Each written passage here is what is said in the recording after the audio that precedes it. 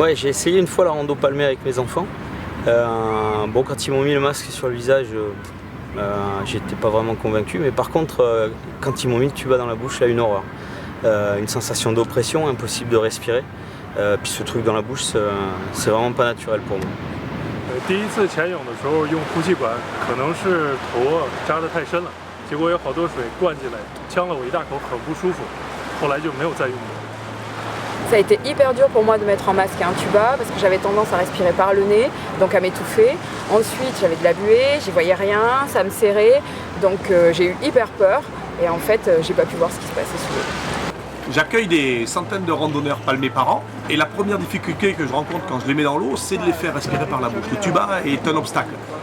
Naturellement, on a une dissociation bucco-nasale, c'est-à-dire qu'on inspire par le nez, on souffle par la bouche. Et lorsque l'on met un masque, on est obligé d'inspirer que par la bouche. Face à ce constat, j'ai pris conscience du challenge à relever avec l'équipe. Inventer un produit qui permette de respirer naturellement, par le nez et par la bouche.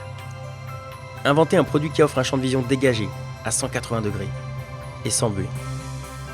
Inventer un produit qui évite les entrées d'eau lorsqu'on s'immerge, et pour plus de sécurité qui renforce la visibilité de nos utilisateurs. Après un an de recherche, de prototypage et de tests, nous sommes parvenus à concevoir le produit dont nous rêvions. Convaincra-t-il nos utilisateurs ?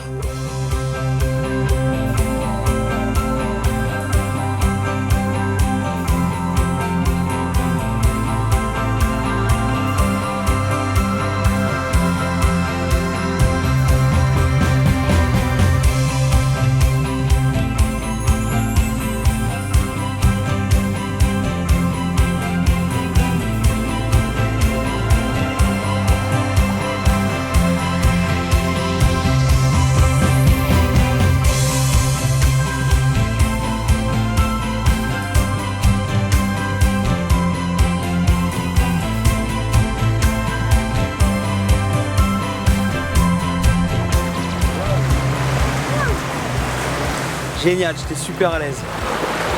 过瘾。 C'était excellent, franchement magique. J'ai eu des poissons, des étoiles de mer, c'était vraiment super, une sensation de liberté incroyable.